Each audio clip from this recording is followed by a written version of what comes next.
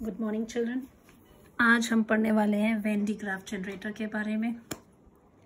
तो क्या है, जस्ट इसमें जैसे मान लो हमें कोई न्यूक्लियर फिजिक्स में हम जब किसी न्यूक्लियस को तोड़ना चाहते हैं, ठीक है, तो इसको हिट करवाते हैं किसी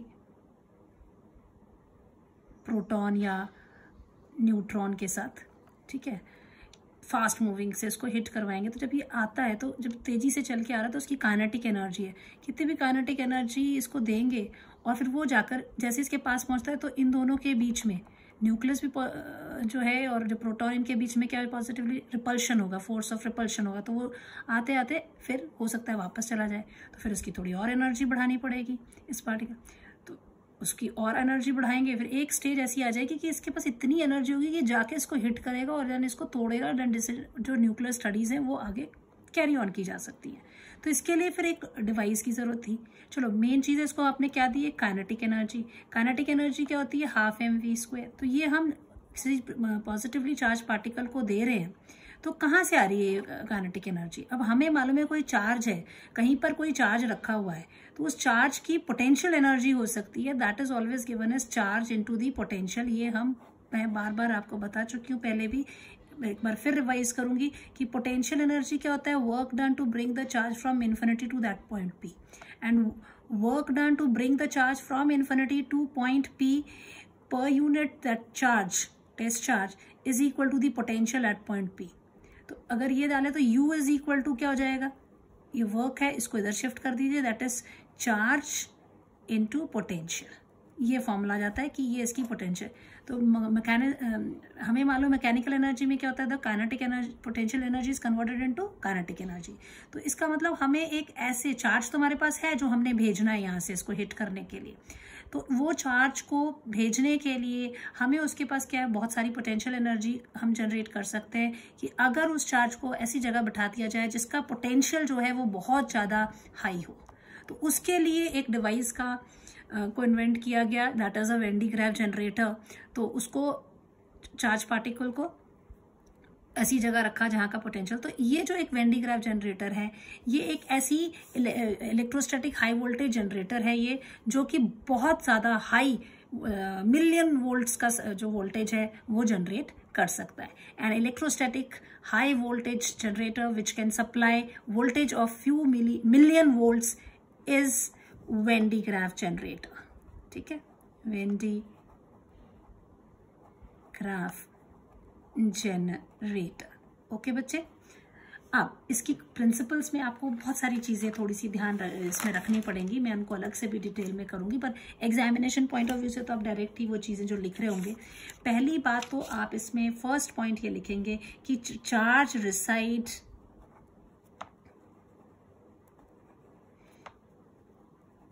on the outer surface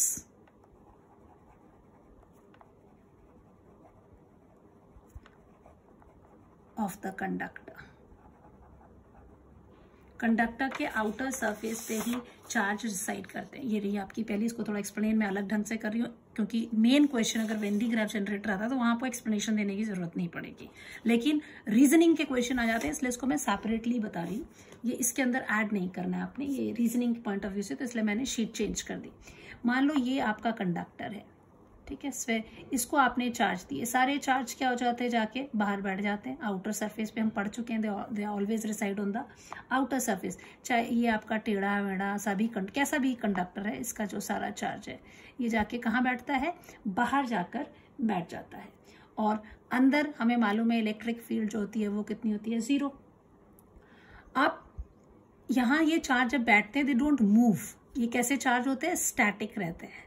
यहाँ तो चलो एक ही बात मैंने ये मेन बतानी थी कि जो चार्ज हैं जब भी किसी दिए जाते हैं तो चाहे वो अंदर के न्यूक्लियस के रिपल्शन से ये सारे के सारे जो चार्जेस है they go to the outer surface. ये हम पहले भी प्रूफ कर चुके हैं, गॉस थ्योरम को भी इस्तेमाल किया था। हमने कहा था पहले तो कि इलेक्ट्रिक फील्ड अंदर 0 हो जाता है, फिर गॉस थ्योरम के हिसाब से E dot ds is equal to epsilon 0 Q upon epsilon 0। फिर कहा कि अंदर कोई चार्ज ही नहीं है, तो गॉसियन सरफेस हमने ड्रॉ किया था, अंदर कोई चार्ज नहीं था, तो कह दिया कि भाई जब चार्ज नहीं है तो इलेक्ट्रिक फील्ड वहां पर 0 हो जाता है। ये तो चलो बात हम पहले कर चुके हैं। अब इसमें एक पॉइंट आपको याद रखना है कि चलो ये तो चार, इसके एडिशनल पॉइंट मैं इसमें बता रही हूँ कि हमें ये मालूम है that E dot D R is equal to क्या हो जाता है, डी वी, ठीक है, that is equal to the potential inside minus the potential outside. एक और चीज, ये सारे स्टैटिक हैं चार्ज, तो स्टैटिक चार्ज है और हमें मालूम है चार्ज कहाँ से कहाँ फ्लो करते हैं, charge flow from high potential to low potential. अब बट चार्जेस ऑन कंडक्टर कैसे है, static, that is no flow, है ना। अगर फ्लो नहीं हो रहा है, विच एम्प्लाइज कब नहीं होता है फ्लो, जब potential is same, potential is same, hence this will imply कि कंडक्टर कैसा बिहेव करता है, conductor behave as equipotential surface irrespective of shape से इसको कोई लेना देना नहीं है वो चीज। इसको हम प्रूफ भी कर सकते हैं, E dot D R, this is a proof I am giving कि E dot D R is equal to D V, change in potential V in inside minus outside जो भी है, अगर एफ आई से वट एवर इट इज, जो भी बढ़ा उसको माइनस किया, and E dot D R is this, conductor के अंदर इनसाइड क्या होता है, inside conductor, E is equal to 0. So इसका मतलब V inside minus V outside is equal to 0. This implies that the voltage inside is equal to the voltage outside. ये point आपने याद रखना है, ठीक है। पहला the charges they reside on the outer surface. अब दूसरा जो एक बात याद इसमें इसके प्रिंसिपल, क्योंकि इसके काम में जो आने वाली है वो ये याद रखने की सरफेस चार्ज डेंसिटी जो होती है, surface charge density is maximum at pointed ends। इसीलिए यहाँ पे ये कोम्स इस्तेमाल की हुई है, दिख रही है, ये इस तरह की शेप दिख रही है ना, ये एक कोम, ये एक कोम, ठीक है। इस वाली कोम को हम बोलते हैं स्प्रे कोम, और इस वाली को बोलते हैं हम कलेक्टिंग को, ठीक है बच्चे। तो ये चीज इधर इस्तेमाल की। अब सरफेस चार्ज डेंसिटी की बात कर लें तो हमें मालूम है कि जो पोटेंशियल होता है, पहले तो सरफेस चार्ज डेंसिटी की बात करते हैं, तो सरफेस चार्ज डेंसिटी ये हम पहले भी पढ़ चुके हैं। सरफेस चार्ज डेंसिटी जो होती है, रो इज इक्वल टू क्या होती है, चार्ज अपॉन एरिया होती है, राइट। सो एरिया के ऊपर डिपेंड करती है। अब डॉट जितना कम एरिया होगा उतनी ज़्यादा सरफेस, एक इस पॉइंट ऑफ व्यू से भी आप ध्यान रख सकते हैं, जितना कम एरिया होगा उतनी ज़्यादा सरफेस चार्ज डेंसिटी होएगी, तो फिर उन चार्ज जितनी ज़्यादा चार्ज डेंसिटी होगी वहाँ उतना ज़्यादा कोरोना डिस्चार्ज होगा, तो वो इस्तेमाल वहाँ हो सकता है। तो इतने से भी आपको कॉन्सेप्ट क्लियर होता है। बट इसमें इसको भी मैं प्रूफ करके बता रही हूँ कि अगर इसमें क्वेश्चन ये आ जाता है कि आप ये कैसे बताते हैं कि जो सरफेस चार्ज डेंसिटी है वो साइज ऑफ द इस पे डिपेंड करती है कि कहाँ पर वो चार्ज एक्यूमुलेटेड है, तो उसके लिए क्या है, हमें मालूम है पोटेंशियल किसी भी पॉइंट पर कैसे दिया जाता है। हमारे पास फॉर्मूला है 1/4 pi epsilon 0 the source charge upon the R, जितनी भी दूरी पर वो है, ठीक है। So this charge can be written in terms of surface charge density. ये क्या हो जाएगा 1/4 पाई एप्सिलॉन 0, क्यू की जगह पर ये चार्ज क्यू है आपका, क्यू अपॉन एरिया की बात होती है, तो Q will be equal to sigma into area upon R. This is equal to 1/4 pi epsilon 0, sigma है, एरिया कितना है, अगर आपके पास ये कंडक्टर है, आर इसकी रेडियस है, तो इसकी क्रॉस सेक्शनल एरिया के लिए हम स्फीयर केस में कितना ले लेंगे 4 पाई आर स्क्वायर अपॉन आर, तो है ही 4 पाई से 4 पाई कट जाएगा, आर से एक आर कट जाएगा। So we will be equal to कितना हो जाएगा ये बच्चे सिग्मा अपॉन सिग्मा, ये एक आर कट गया, अपॉन है सिग्मा इंटू आर, नीचे इसके एप्सिलॉन 0 था, मैं एप्सिलॉन 0 यहाँ बता देती हूँ। Now for conductor V is constant, अभी बोला हमने यहाँ प्रूफ किया था कि इक्विपोटेंशियल सरफेस की तरह बिहेव करता है तो potential will be constant. Epsilon 0 तो वैसे ही कांस्टेंट है, तो इसका मतलब हम लोग किस कंक्लूजन पे लेके sigma R is equal to constant आ गया। तो इसका मतलब क्या हो गया, sigma is inversely proportional to the size of the surface. R क्या डिसाइड कर रहा है, सरफेस की साइज डिसाइड कर रहा है। So R is size of surface. अब देखो जो तो गोल है वो तो चलो छोड़ो, अब फिर से मैं वो एग्जांपल लेती हूँ जहां टेढ़ा मेढ़ा है, ठीक है। अब ये वाला सरफेस है, इस सरफेस की बात करूंगी तो इसका सरफेस निकालूंगी तो यहाँ पे एक गोला बनाती हूँ, ऐसे ये गोला बनता है, ये इसका रेडियस बनता है। यहाँ छोटा सा टर्न है ना, तो यहाँ छोटा गोला बन जाएगा, क्योंकि ये जो भी सरफेस है उसका हम क्या लेते हैं, ये और छोटा आ गया, ये अंदर को चला गया, तो ये तो इसका गोला तो कहाँ जाएगा, ये इस गोले का है, तो ये तो बाहर चला गया, नेगेटिव में चला गया। तो यहाँ पे तो बिल्कुल भी आपके चार्जेस नो चार्ज है ना, बाहर चला गया। यहाँ आर ज्यादा है तो यहाँ पर चार्जेस कम होंगे बिकॉज इनवर्स रिलेशन है। यहाँ आर और कम हो गया, यहाँ थोड़े, वहाँ 3 ड्रॉ कर दिया मैंने, 4 ड्रॉ कर दिए, ये और छोटा साइज का हो गया, तो यहाँ पे बहुत सारे चार्जेस होंगे। यही एक रीजन भी होता है जब हम लोग रेफ्रिजरेटर के या कूलर के कोनों को छू देते हैं, कॉर्नर्स है ना, कॉर्नर्स ऑफ फ्रिज, कभी कभी ज़्यादातर मैं कहूँगी कूलर्स वगैरह में देखा होगा, गर्मियों में सब बच्चों ने नोट किया होगा कि करंट का झटका लग जाता है, पूरी बॉडी को टच करो तो नहीं होता है, तो जहाँ बॉडी पूरी को टच कर रहे हैं तो वो वहाँ क्या हो गया, एरिया बढ़ गया है, तो वहाँ चार्ज डेंसिटी कम होगी। लेकिन उसके जो कॉर्नर्स हैं, पॉइंटेड एंड्स हैं, वहां पर चार्ज डेंसिटी बहुत ज्यादा होती है, तो उधर पे हमें करंट बहुत ज्यादा लगता है। तो ये आइडिया मैंने आपको दिया सरफेस, तो ये इसका प्रिंसिपल में सेकेंड पॉइंट आ रहा था, ठीक है। Then we have a corona discharge. अब करोना डिस्चार्ज को भी मैं एक्सप्लेन करूंगी। दैट करोना डिस्चार्ज में क्या है, ये एक फिनोमेना है जिसमें सराउंडिंग की एयर को आयोनाइज कर देते हैं। The phenomenon of ionization of surrounding air around the charged conductor due to which luminous glow with hissing noise rise is called corona discharge. इसमें भी बहुत सारी चीज़ें जो कि एक्स्ट्रा इस पे आ जाती हैं एक्सप्लेनेशन के लिए, वो मैं बाद में एक्सप्लेन करती हूँ, जिसमें मैं लाइटनिंग कंडक्टर को एक्सप्लेन करूँगी। पहले ये वेन डी ग्राफ जनरेटर ख़त्म करूँगी, उसके बाद टाइम रहा डिपेंडिंग कि मेरे वीडियो के लिए कितना रिकॉर्डिंग टाइम है उसको देखते हुए। चौथी चीज़ जो है, अब ये जो चार्जेस हैं, अब मान लो आप शीट पे अलग से बता देती हूँ आपको।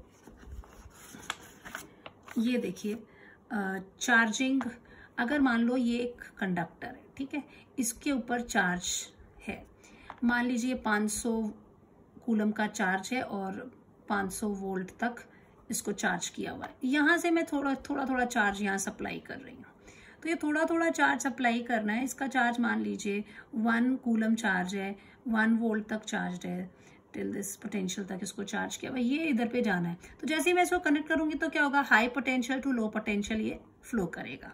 तो हम यहाँ बाहर से इसको नहीं कर सकते, तो क्या कर देते हैं, इसको कैविटी बनाते हैं, ये हॉलो सी ये ले लेते हैं, इसके अंदर भेजेंगे इसको किसी तरह। यहाँ पर जैसे ही अंदर जाएगा तो 500 वोल्ट इसका है, तो जैसे ही वो अंदर गया 1 1 वोल्ट एंड 1 कूलम का चार्ज ये अंदर गया, तो क्या है, इसके अंदर वोल्टेज कितना था, 500 वोल्ट वो भी था, तो टोटल कितना हो गया, 501 वोल्ट हो गया। और जैसे ही ये इसके साथ, क्योंकि इसके अंदर वाला जो सरफेस होता है, बिल्कुल हमने याद है जब मैंने तुम्हें property of conductor and external electric field भी बताया था, तो यहाँ पर हम अगर बिल्कुल क्लोज इसका सरफेस मान के चलते हैं तो यहाँ पे कोई भी चार्ज इसके अंदर नहीं रहता है, सारे के सारे कहाँ पे, आउटर सरफेस में, तो ये बिहेव करता है एज इफ इसके पास कुछ नहीं है। तो जैसे ये चार्ज इसके पास पहुंचता है तो ये इसके पास 501 वोल्ट है, ये बाहर वाले के कितना 500 है, तो हाई वोल्टेज से लो वोल्टेज ये पूरा का पूरा जो चार्ज है यहाँ को चला जाता है। तो इसीलिए जब इस जनरेटर को बनाया गया तो इसमें एक स्फेरिकल शेल लिया जो कि हॉलो है अंदर से, और इसके अंदर से भेजा गया चार्ज, क्योंकि ये सारे चार्ज तो बाहर रिसाइड करने वाले हैं, तो जैसे जैसे रिसाइड करते रहेंगे उसका वोल्टेज बढ़ता जाएगा। लेकिन जहां से हम सप्लाई कर रहे हैं हम तो थोड़ा सा ही चार्ज दे रहे हैं, तो वो चार्ज अगर बाहर से देने की हम कोशिश करेंगे तो वो नहीं जाएगा, वहां पे रिपल्शन हो जाएगा। या रिपल्शन क्या मतलब, ये यहाँ से हाई वोल्टेज से कनेक्ट कर देते हैं अगर, तो ये हाई वोल्टेज से लो वोल्टेज की तरफ को फ्लो ऑफ चार्ज होगा, जो कि हम नहीं चाहते। हमने तो हम कैसे बढ़ा सकते हैं पोटेंशियल, हमें पोटेंशियल बढ़ाने के लिए हमें वहां पे ज्यादा चार्ज भी तो देना पड़ेगा, वहां उस चार्ज बढ़ाने की कोशिश करनी है। इसीलिए क्या किया, एक कैविटी सी बना के अंदर से भेजा, और अंदर हमें पता था कि जितना बाहर का वोल्टेज है वो भी उसको मिलेगा और जो उसका खुद का है वो भी उसको मिलेगा, तो ऑटोमेटिकली उसका वोल्टेज ज्यादा हो जाएगा, फिर हाई वोल्टेज जो लो वोल्टेज वो फ्लो हो जाएगा। तो यही एक रीजन था कि यहाँ पर इस वेन डी ग्राफ जनरेटर में एक आपका जो है हॉलो स्फेरिकल शेल जो है, दिस इज हॉलो, या सीधा हॉलो भी क्या लिखना था, चलो लिख दिया, स्फेरिकल, हॉलो ही होता है वो अगर वो स्फेरिकल शेल है ना, वर्ड में ही है। तो ये यूज किया हुआ दिस, मैंने यहाँ कर दिया, ये तो इसका वो था जिसके अंदर इसको हमने पूरे सिस्टम को जो है बांध के रखा हुआ था कि डिस्चार्ज वगैरह ना हो, तो इसके पूरा का पूरा लीकेज वगैरह ना हो, तो इसीलिए हम उसको इनक्लोज किया हुआ था एक टैंक के अंदर। तो this was a steel tank. अब आप लोग इसको थोड़ा सा मैं चेंज करूँगी बच्चे, कोई बात नहीं, वेयर इज द इरेजर, मेरे निशान लगाने में ही गड़बड़ हो जाएगी। स्फेरिकल यहाँ लिख दिया है मैंने, तो आई विल मेक दिस, ठीक है।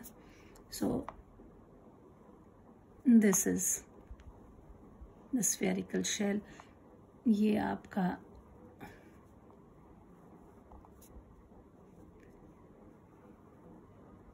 टैंक, ये कैबिनेट सा बना हुआ है जो कि जिसके अंदर आपने इसको पूरे वेन डी ग्राफ जनरेटर को अंदर रखा हुआ है ताकि डिस्चार्ज ना हो, ठीक है। I can say that this is a steel tank, यहाँ से इसको कर देते हैं, ठीक है बच्चे, steel tank filled with air और some gases like nitrogen, methane under pressure, so that जो भी चार्ज वहाँ है, क्योंकि इसमें भी हमने बोला था ना कंडक्टर के बारे में मर्जी नहीं है, कितनी मर्जी भी उठा के चार्ज डालते जाएंगे, उसके बाहर अगर अति हो जाएगी जब इन चार्जेस की, तो जो इसके आसपास की एयर मॉलिक्यूल्स हैं वो आयनाइज होना शुरू हो जाएंगे and then the charge will start leaking. तो वो लीकेज स्टॉप करने के लिए इस पूरे जनरेटर को एक स्टील टैंक के बीच अंदर डाल दिया जाता है और इसको अर्थ कर दिया जैसे यहाँ से, right.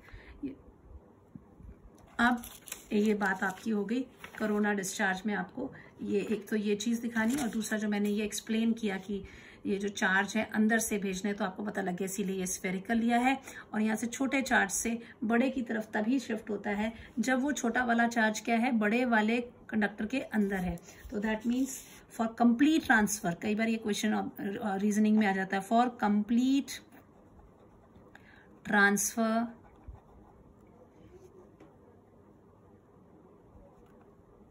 of charge from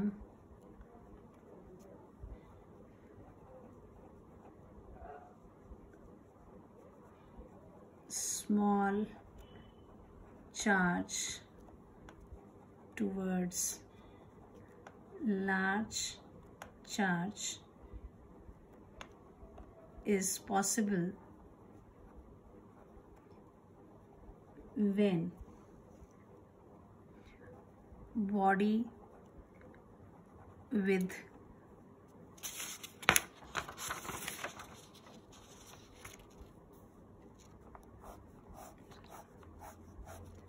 small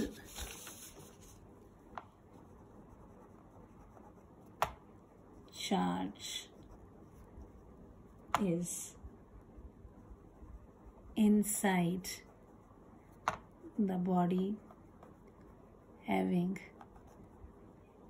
large charge and they are connected like this. ये है, ये A है, QA is less than QB, यहाँ पे चार्ज QB है, तो यहाँ से इसको अगर ऐसे कनेक्ट कर देंगे तो सारे चार्ज इसके वाले भी जो है ये सारे इधर से कनेक्ट होके बाहर चले जाएंगे. Completely you can transfer the charge. ठीक है, इस तरह से चले अंदर जाके भेजते हैं तो बाहर वाले का पोटेंशियल जो है वो उसको एक्स्ट्रा मिल जाता है. This is what we have the principle part of it. अब इसकी थोड़ी डिस्क्रिप्शन में मैं एक्सप्लेन करूंगी. अब इसमें इन्होंने क्या किया, ये स्फेरिकल पता लग गया क्यों लिया हुआ है, ताकि इसके अंदर से हम चार्ज को भेज दें. तो क्या किया हुआ है इसमें, एक लार्ज शेल लेकर इसको insulating stand, this is the insulating stand, I have not marked और व्हाट, मैंने मार्क नहीं किया इसको. This is insulating stand.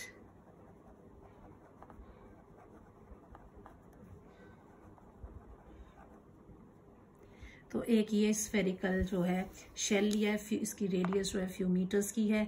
ये इसको इस इंसुलेटेड, ये देखो इसके जो है ये स्टैंड है जिसके ऊपर इसको रखा हुआ है लाइक दिस. ठीक है, फिर इसमें एक बेल्ट ली हुई है. दिस इज अ बेल्ट जो कि इंसुलेटिंग फैब्रिक की बनी हुई है. Belt of insulating fabric. ठीक है, जो कि मूव करती है. यहाँ पे आपकी ये P1 P2 जो है आपकी दो पुलीज हैं. ठीक है, सो इसको आप कह सकते हैं मोटराइज्ड पुली, है ना. मोटराइज्ड पुलिस का मतलब वो क्या है, पुली जो कि जिसके ऊपर ये बेल्ट आराम से मोटर की हेल्प से मूव करती है. This is the motor we have connected. यहाँ देखिए ये मैंने पुली के साथ ऐसे कनेक्ट करके ये मोटर लगा दी है. जैसे मोटर ऑन करते ये बेल्ट ऐसे चलना शुरू कर देती है इन दोनों पुलिस के ऊपर. ठीक है, फिर इसके बाद एक हमारे पास ये C1 है जिसको मैंने पहले ही बता दिया था, स्प्रे कोम है. इसको हाई वोल्टेज रेक्टिफायर के साथ, यहाँ हाई वोल्टेज रेक्टिफायर के साथ, this is high voltage rectifier के साथ अटैच किया जाता है. बैटरी सी है, इसका पॉजिटिव टर्मिनल इधर से कनेक्टेड, नेगेटिव टर्मिनल को अर्थ कर दिया है, ऐसे अर्थिंग कर दिया है. तो ये क्या करेगा, कोम को पॉजिटिव चार्ज देगा. और जो ये कोम है इसको फेस कर रही है. ठीक है, और एक ये आपकी जो है दिस इज, ये इसका नाम क्या है, स्प्रे कोम. दूसरी कौन सी यूज लगाइए, collecting comb. This is collecting comb, मैं लिख चुकी हूँ. ठीक है, एक कलेक्टिंग कोम होती है जो बेल्ट को फेस कर रही है. ठीक है, और इसका एक एंड किसके साथ लगा हुआ है, इस स्फेयर के साथ, शेल के साथ लगा हुआ है. तो ये जब इसके हाई वोल्टेज से करती है तो इसके यहाँ पर क्या है, पॉजिटिव चार्जेस आ जाते हैं. ठीक है, कोनों पे. और हमें मालूम है कोनों में पॉइंटेड, यही बोला था ना, surface charge density is maximum. तो सरफेस चार्ज डेंसिटी बहुत ज़्यादा है, मतलब वहाँ पर बहुत ज़्यादा चार्जेस हैं. तो बहुत ज़्यादा चार्जेस होंगे तो बहुत ज़्यादा स्ट्रांग इलेक्ट्रिक फील्ड होगा. बहुत ज़्यादा स्ट्रांग इलेक्ट्रिक फील्ड होगा तो फोर्स एक्ट करेगा. फोर्स एक्ट करेगा तो क्या करते हैं, यहाँ जो बेल्ट है इसके नेगेटिव चार्ज को अपनी तरफ अट्रैक्ट कर लेते हैं. तो यहाँ कौन बच जाएगा, पॉजिटिव चार्ज बच जाते हैं. ये पॉजिटिव चार्ज इसके ऊपर रह जाते हैं, नेगेटिव उसके साथ न्यूट्रलाइज हो जाते हैं.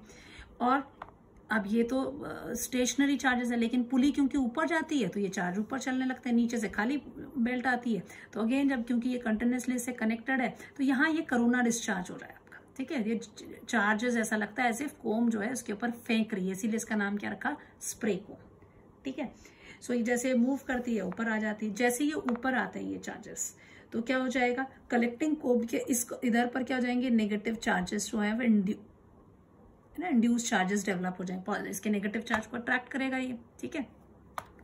अब क्या होगा, ये जितने इधर पे नेगेटिव होंगे तो ये नेगेटिव चार्जेस जो है ये अगर इसमें है तो इसके दूसरे एंड पे क्या हो जाएगा, उतने ही पॉजिटिव चार्ज आएंगे, ये पॉजिटिव चार्ज बाहर की तरफ को चले जाएंगे, ठीक है।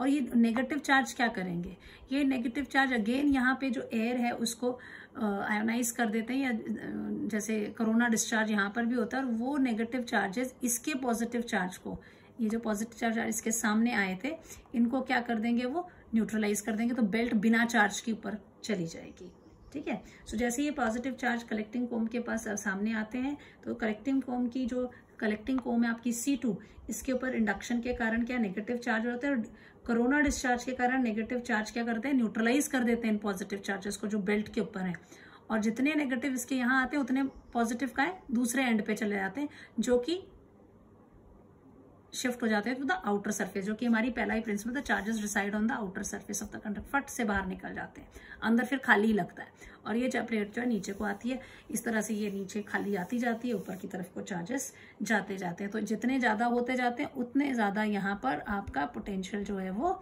डेवलप होता जाता है। क्लियर हो गया बच्चों, this is what we have कि इतना ज्यादा पोटेंशियल यहाँ डेवलप हो गया। अब एक चीज मैंने बताई आपको अभी थोड़ी देर पहले कि जो चार्जेस हैं, देखिए जितना ज़्यादा चार्ज होगा, ये पोटेंशियल जो है जो जितने ज़्यादा चार्ज होंगे उतना ज़्यादा इसका पोटेंशियल होगा, जितना पोटेंशियल इसका होगा उतना ही पोटेंशियल अंदर भी होगा, ये हम potential inside and potential outside ये चीज़ प्रूव कर चुके हैं। दूसरी बात, ये चार्जेस बहुत एक लिमिट तक बढ़ाए जा सकते हैं, डिस्चार्ज ना हो जाए, कि डिस्चार्ज कब होते हैं, जब कि इसके आसपास की मॉलिक्यूल्स को वो आयोनाइज करना शुरू कर देते हैं तो देर लीकेज स्टार्ट हो जाती है, इसीलिए इस पूरे अरेंजमेंट को एक चैम्बर के अंदर बंद कर दिया जाता है। जैसे ये स्टील टैंक है, इसके अंदर या तो एयर है या तो फिर मीथेन, नाइट्रोजन जैसी गैस हाई प्रेशर पे रहती है, ताकि उसमें ब्रेकडाउन के चांसेस कम हो और मैक्सिमम पोटेंशियल जो है यहाँ पर डेवलप किया जा सके बिना इसके। अब क्या है, अब हमने वोल्टेज बता दिया कि वोल्टेज डेवलप हो रहा है, कितना वोल्टेज डेवलप होगा, अब क्यू चार्ज जो है स्टार्ट हो जाता है यहाँ पे एक्यूमुलेट होना, यहाँ तक हो गया ना आपका। तो अगर क्यू चार्ज यहाँ पर डेवलप होता है, if you have Q charge on shell आपके पास आ गया, तो जो पोटेंशियल डेवलप होगा that will be 1/4 pi epsilon 0 Q charge by R, इतना पोटेंशियल जो है वो डेवलप हो जाता है। तो इसमें ये जो है आपकी ग्लास ट्यूब है या डिस्चार्ज ट्यूब कह लो इसको आप, ठीक है। सो दिस डिस्चार्ज ट्यूब का हेड है, head of discharge tube where the charge to be accelerated is kept, यहाँ पे इस चार्ज को रखा हुआ है, तो जितना पोटेंशियल अब इसका होगा उतना ही पोटेंशियल पे ये आ गया, तो ये पोटेंशियल क्या हो गया, वेरी हाई। तो इसके हेड पे जो पोटेंशियल होगा, ये एंड पे ये आपका हेड है, H ले लेती हूँ, so potential at H very high potential पे होगा, ठीक है। ये टारगेट है, दिस इज द टारगेट जो कि अर्थड भी है। अब इस टारगेट अर्थड है तो इसका पोटेंशियल क्या है, अर्थ के कारण 0 है, लो, दिस इज वेरी हाई। तो हाई पोटेंशियल से लो पोटेंशियल को क्या हो जाएगा, the charge will start flowing, और इतना ज्यादा तेजी से आएगा कि it will accelerate and hit the target, and जो न्यूक्लियर फिजिक्स में इसकी जरूरत है उसको वो काम आपका हो जाएगा। So this is what we have about Van de Graaff generator. मैंने बिल्कुल क्लियरली आपको ये 4 पॉइंट्स और उसके बाद इसकी वर्किंग बता दी है, कंस्ट्रक्शन एंड ऑल ये मैंने लिख दिया है, जो भी आपको एक्सप्लेन कर दिया है। It consist of a large spherical shell, few metre radius, supported by an insulating stand of height of many metres. वो शेल की बात जो की थी, ये देखिए ये शेल है, एक बेल्ट है जो कि इंसुलेटिंग फैब्रिक की है, जो कि 2 पुलीस के ऊपर ऐसे चलती है। ये आपकी स्प्रे कोम है जो कि यहाँ पे चार्जेस ऐसा लगेगा कि इसके ऊपर स्प्रे कर रहे हैं, वो चार्जेस फिर ऊपर की तरफ को जाते हैं। और कलेक्टिंग कोम C2 है जो कि बेल्ट के साथ कनेक्टेड है, बेल्ट के सामने से चार्ज लेती है और ये इसके साथ शेल के साथ कनेक्टेड है, ऊपर चले जाते हैं।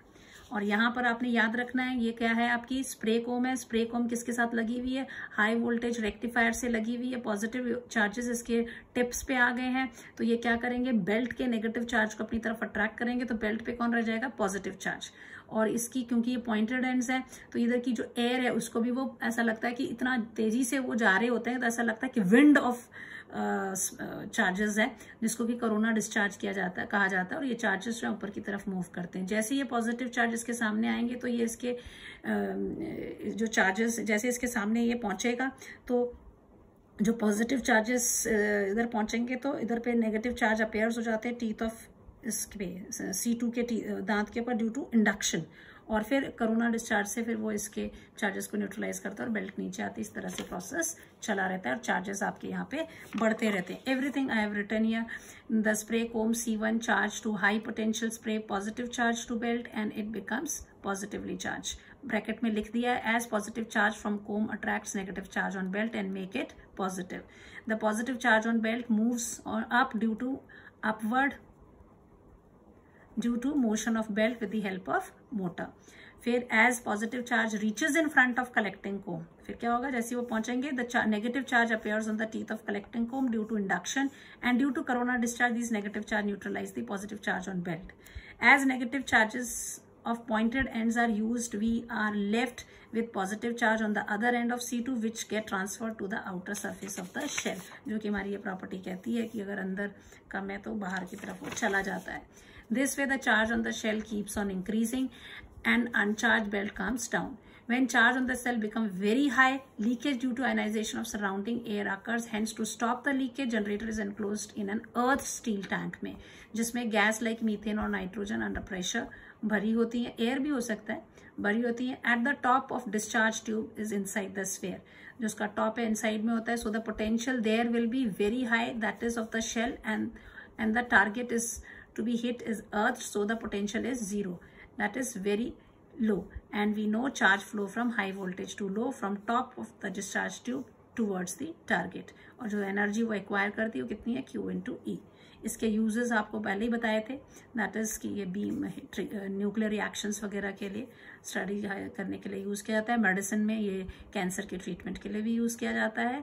और इसकी ड्रॉबैक्स ये है कि ये केवल चार्ज पार्टिकल्स को ही एक्सेलरेट करता है और ये चार्ज पार्टिकल्स भी सीधे इस पे ही मूव कर पाते।